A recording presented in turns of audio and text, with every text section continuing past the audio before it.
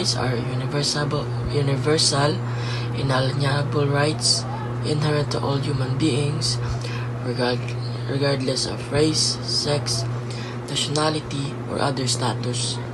There are fundamental freedoms that ensure fair treatment and allow individuals to live with dignity, encompassing a wide range of civil, political, economic, social, and cultural rights. So, ang pasabot ani is sa ato ang kanang kinabuhi karon nga dapat na jud ay karapat nanay gitawag nga human rights, or in Bisaya is karapatang pantao. So, na jud na nato kay we all humans nga na jud tay kanang rights nga mo hapak pod sa tuwa kay para pod maprotektahan pod ang ato ang pagka tao sa dire. And in sa batas pod is dako sa gina siya impact kay o dako sa ginag labanan ta kay tungod sa atong karapatang pantao. Pero nagdepende guro na sa power or kapangyarihan sa usa ka tawo kay para nako is ang human rights is kanang nagdepende sa kanang kung kwartahan ba ka or dili, because human rights mahog na og makaingon ka nga kanang gamit jud kay siya og na jud kay kwarta kay once nga kanang tawag na kay kanang namatyan ka or walay hustisya ang katong namatay is useless ra jud na human rights kung wala kay kwarta kay dili malihok sa mga pulis kay tungod kay kanang nagbase sila sa imuhang kahimtang pod sa imong kinabuhi. So human rights is a fair treatment.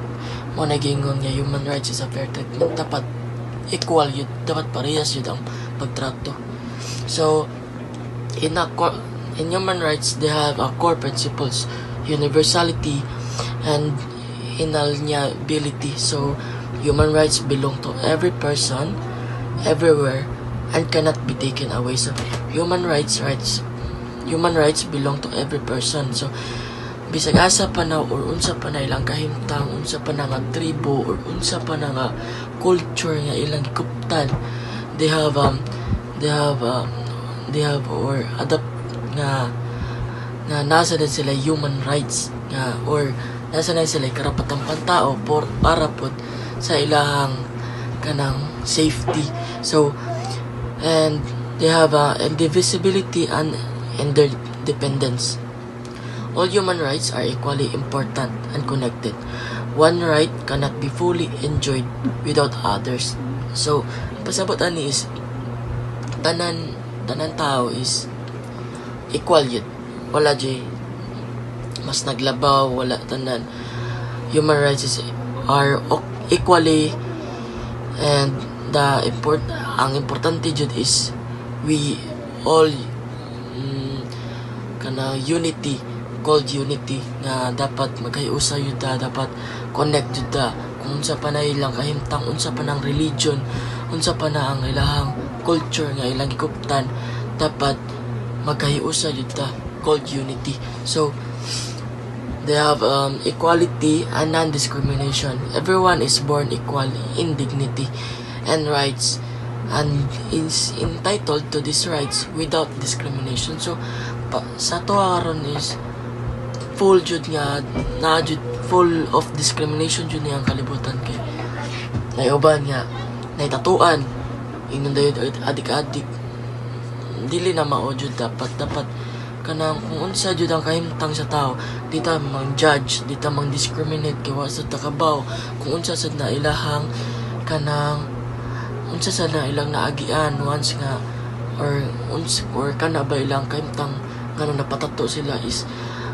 because discrimination kay di jud makatabang kay ang kana pagtatato guro nila is ganahan guro na sila arts matakabaw ganahan sila arts. So they and the body nila ilagibot yan og full of arts ilahang kanang tattoo full of arts ilahang lawas.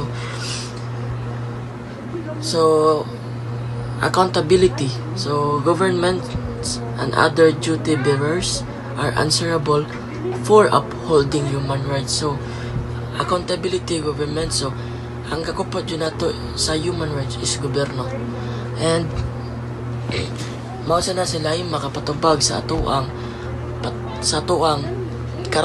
karapatang pantao. Mao na sila magprotekta as karapatang pantao sa nato.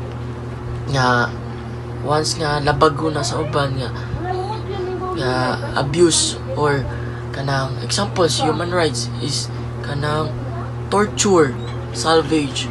That's the called human rights nga law na. Then naasa na sila punishments sa gobyerno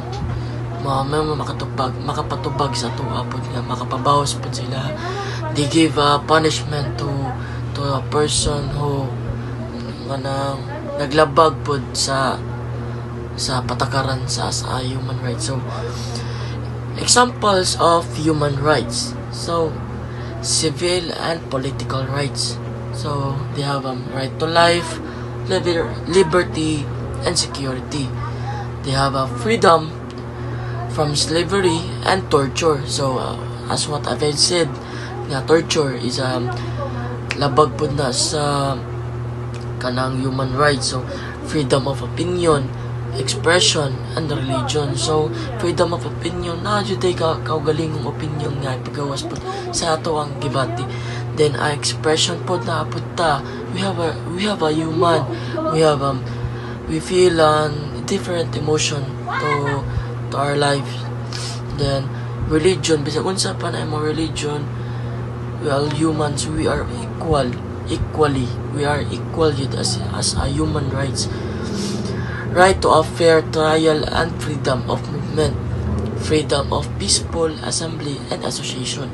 So, they have example of human rights. Number 2, so economics, social, and cultural rights. So, right to work, education, and advocate standard of living, right to food, housing, and healthcare, right to participate in cultural life, right to marry and found a family.